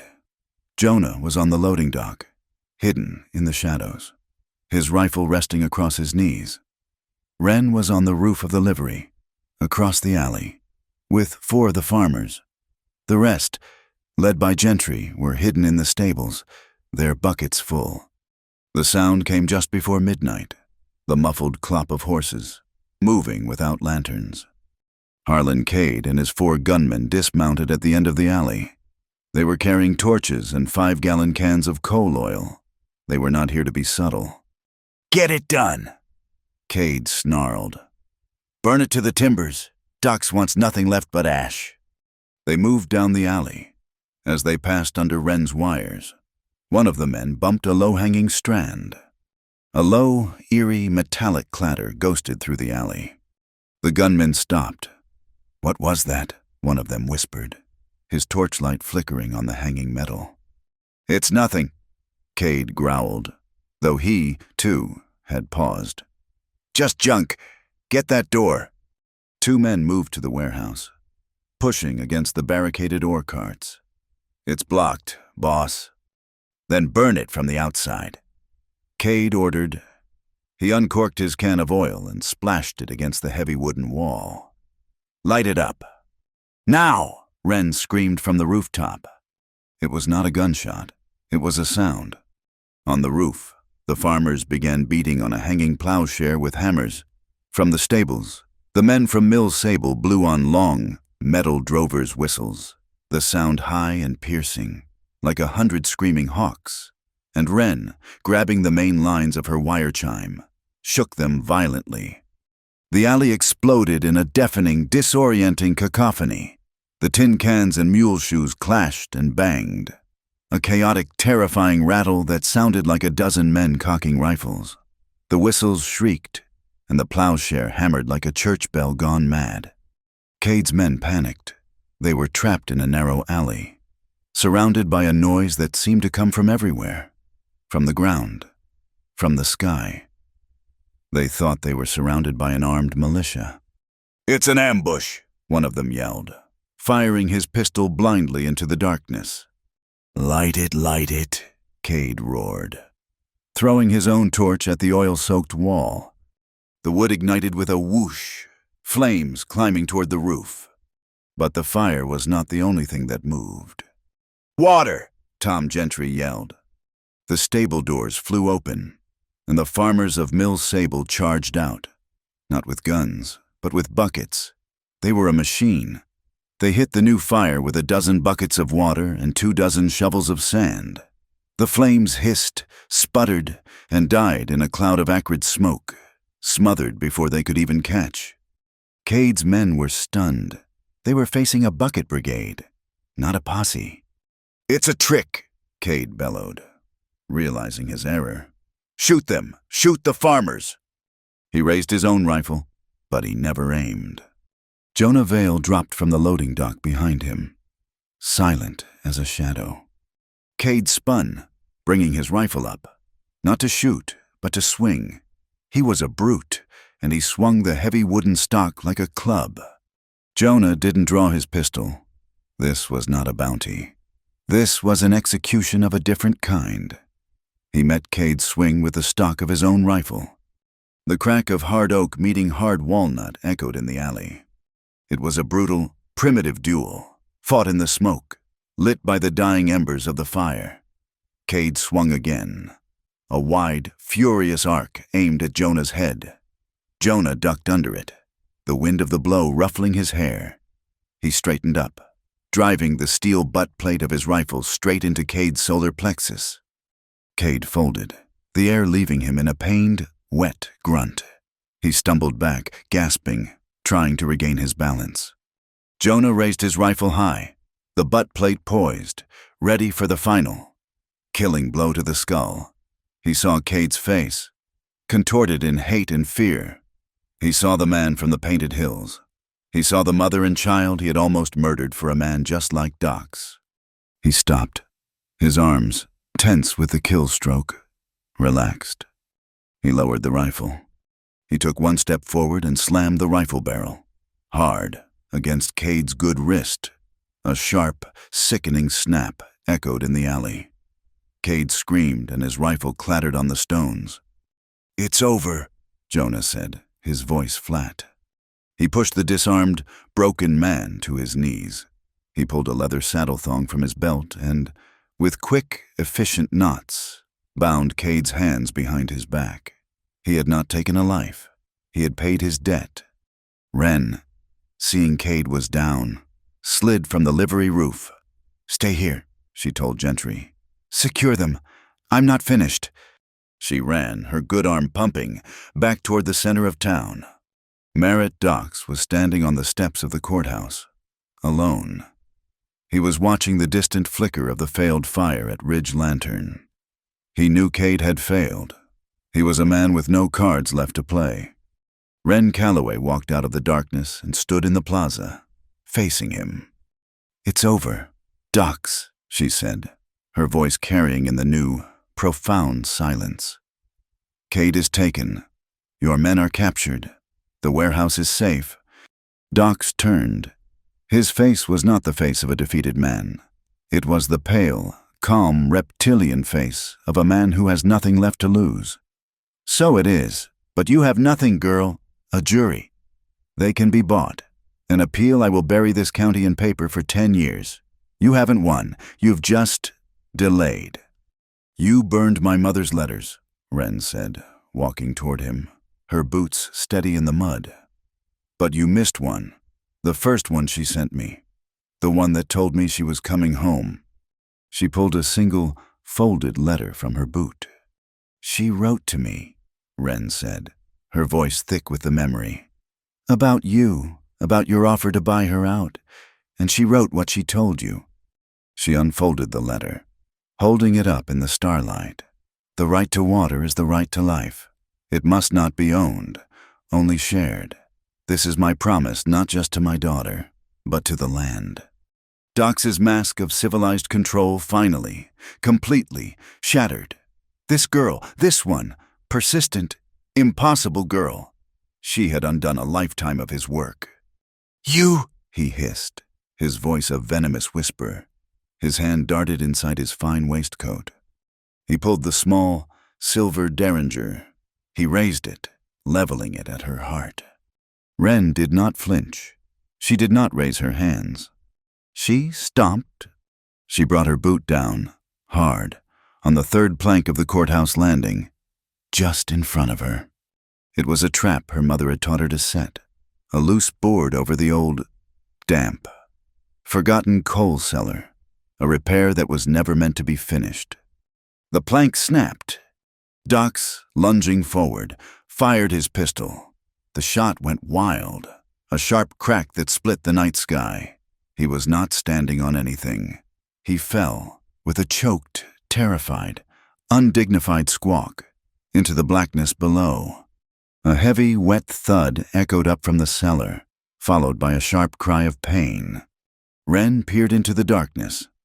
Docks was at the bottom, a 10-foot drop, groaning, his leg twisted at an unnatural angle. "Help me!" he shrieked, his voice thin and pathetic. "Get me out!" The doors of the courthouse burst open. Mayor Elodie Cray stood there, flanked by Silas and the New Citizens Militia. They held lanterns. "He drew on her, we saw it!" Silas yelled. "He's in the cellar," Wren said, calmly stepping off the broken plank. The militia swarmed the cellar entrance, their faces grim. They brought ropes. An hour later, the plaza was full. Torches lit the faces of the entire town. Jonah marched Cade, bound and broken, into the circle of light. The militia dragged Docks, his face pale with pain, from the jail and dumped him on the courthouse steps. Mayor Cray stood above them. "The jury, formed this night, has voted," she declared, her voice ringing. "By unanimous decision, Merritt Docks and Harlan Cade are to be transported to Fort New Jasper to face the federal marshal for conspiracy, attempted murder, and theft of public lands." A deep cheer began to build. "And," she held up her hand, "the jury has voted on the matter of the dry season star, the water, the maps, and the rights, are hereby, and forever, granted to the Community Council of the Three Valleys." The sound that ripped through Ash Mesa was not a cheer. It was a roar of pure, unbridled joy. It was the sound of 100 breaking droughts. It was the sound of hope. Wren stood apart, watching the celebration. She watched the farmers weep. Jonah came to stand beside her, his shoulder brushing hers. She looked up at the sky, at the stars her mother had used to map the earth, the fire in this plaza, where it had all started. Seemed a lifetime ago. Her mother's letters had been turned to ash, but her voice was in the ledgers Silas held. It was in the map tucked safely in her shirt. It was in the roar of the crowd, in the sound of the water they had saved. They didn't burn her. Wren whispered, so low only Jonah could hear. A single tear, the first one of release, cut a clean path through the grime on her cheek. The fire didn't win. Her voice is everywhere. The change in Ash Mesa did not come like a thunderclap. It came like the first drop of water on parched earth. A week after Dox and Cade were hauled away in chains by the federal marshals, the community, led by Silas and the old miners, had dragged a heavy, steam-powered drilling rig up to Pale Star Flats. They aimed it at the spot Maeve's map had marked as the thinnest point in the cavern roof. They drilled for 2 days. The sound of the engine was a mechanical heartbeat pounding against the stone. On the third morning, the drill bit broke through. There was a hiss, then a rumble. The ground shuddered. Then, with a coughing groan, the well exploded. A column of muddy, pressurized water shot 50 feet into the air, a brown geyser against the blue sky. The town, gathered to watch, was silent, holding its breath. The water fell, then gushed again. Still muddy, the children, who had been held back, looked on with a mixture of fear and awe. Wren stood on the platform, her hand on the vibrating metal. She waited. The water ran for a full 10 minutes, still brown, still choked with the mud of its liberation. Then, slowly, it began to change. The brown faded to a pale tan. The tan thinned to a cloudy white. And then, as if a tap had been turned, it ran pure, clean, and crystal clear, sparkling in the high desert sun. A small boy, no older than 6, broke free from his mother and ran, laughing, into the spray. He cupped his hands and drank, the clean water sluicing over his face. The town did not cheer. They wept. It was the quiet, profound, shaking relief of a people who had been thirsty for a generation. The community council met that night. They officially named the aquifer Maeve's Promise. 2 days later, the blacksmith and Silas set a heavy granite marker at the head of the new reservoir, and Wren herself had carved the words into it, her good hand steady, her mother's geologist hammer striking the chisel. Don't let anyone burn your voice. The old system was gone. Cade, facing a federal rope, had confessed to everything. He sang, laying bare Dox's entire network of corruption that spread all the way through Bitter Willow County. His testimony, in exchange for a sentence of 20 years, led to the arrest of 2 land agents and a territorial senator. The fire that Dox had started had, in the end, burned down his own house. A new system, fragile and essential, was born. Jonah Vale, his debt to Maeve finally paid, found he had no desire to ride north. He took his share of the bounty money which the town insisted on paying him for the capture of Dox, and he rebuilt the Copper Lantern Station.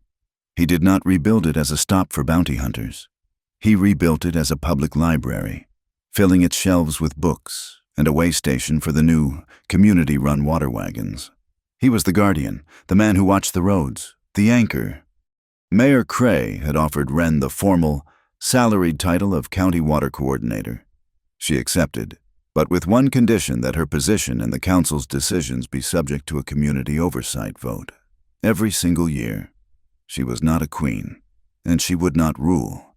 She organized the irrigation schedules, her mind as sharp and precise as her mother's maps. She was strict, demanding, and utterly, mathematically fair. For the first time, the farms of Mill Sable and the ranches of Juniper Vale received the same allotment. The land began to turn from brown to a pale, hopeful green. Wren and Jonah found their rhythm in this new, living world.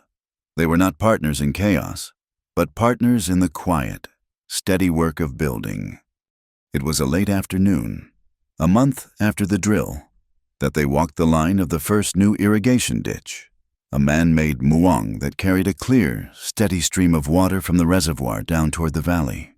The scent of damp earth, a smell almost forgotten in Ash Mesa, was heavy in the air. Jonah had, at some point, taken her good hand. It was not a gesture of pulling or of possession. His fingers were laced with hers, a simple, warm, physical fact. "It's strange," Wren said, her voice quiet, watching the water flow. "All my life, I've been running or fighting. I don't know how to be still."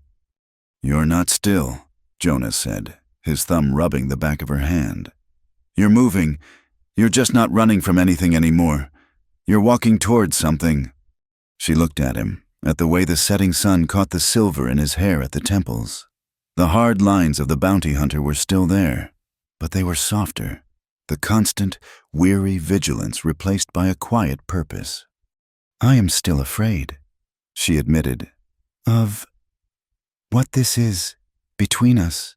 I don't want to be a cage for you, Jonah, and I will not live in one." He stopped walking. He turned to face her, his hand still holding hers. He looked at her, his gaze clear and direct, the way he had in the storm. "You're not a cage, Wren," he said, his voice low. "You're the key. You're the one who unlocked me. The only chain I feel is the one I broke, the one that kept me tied to a past I hated. Freedom isn't being alone. Freedom is choosing where you stand."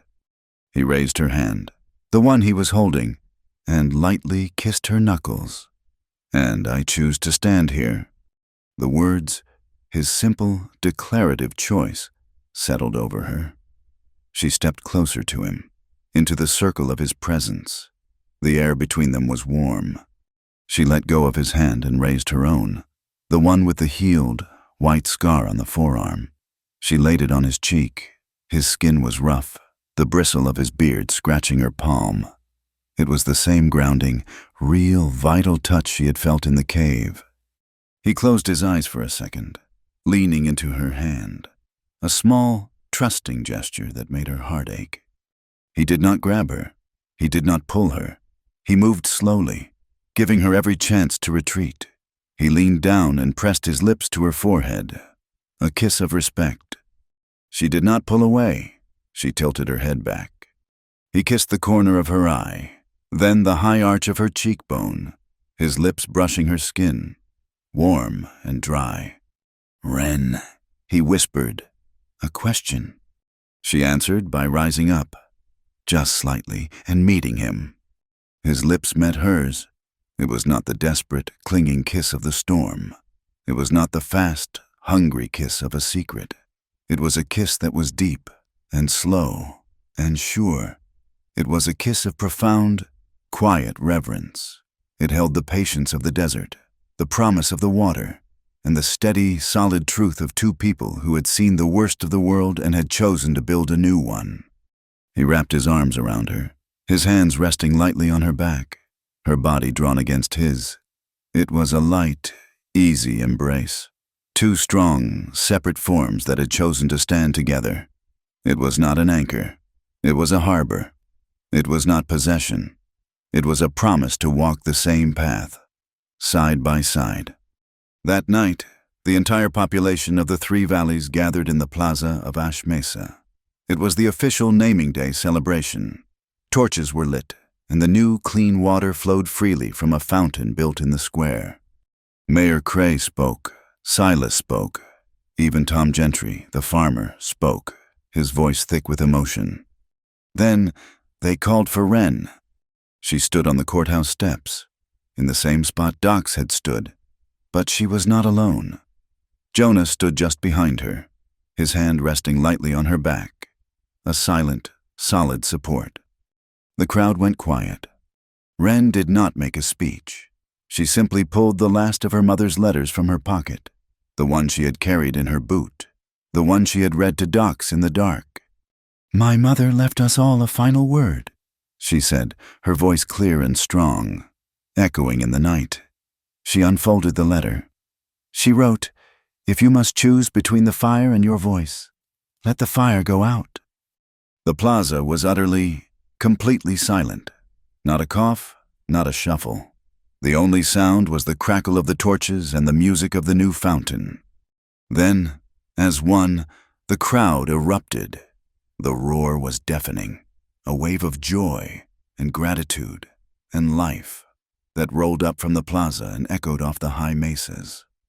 Wren turned, her face lit by the torches, and looked up at Jonah. She had a small, playful, mischievous smile on her face, the smile of the girl she had never had a chance to be. She tipped her head, looking at him from under the brim of an imaginary hat. "We don't belong to each other, Jonah Vale," she said, her voice just for him. "We belong to the path we're on." He smiled back, the expression lighting his entire face, washing away the last of the shadows. "And I," he said, "am choosing to walk it with you." Above them, the dry season star cleared the peak of the mesa, scattering its light over the town. In the plaza, the water flowed, and in the dark, fertile, newly watered earth of the valleys, the future had, at last, begun. Thank you for listening to this story. I am so curious to know where in the world you are tuning in from. Please, let me know in the comments below. And share your thoughts on Wren and Jonah's journey. Be sure to subscribe to Wild West Stories 1850 like this video.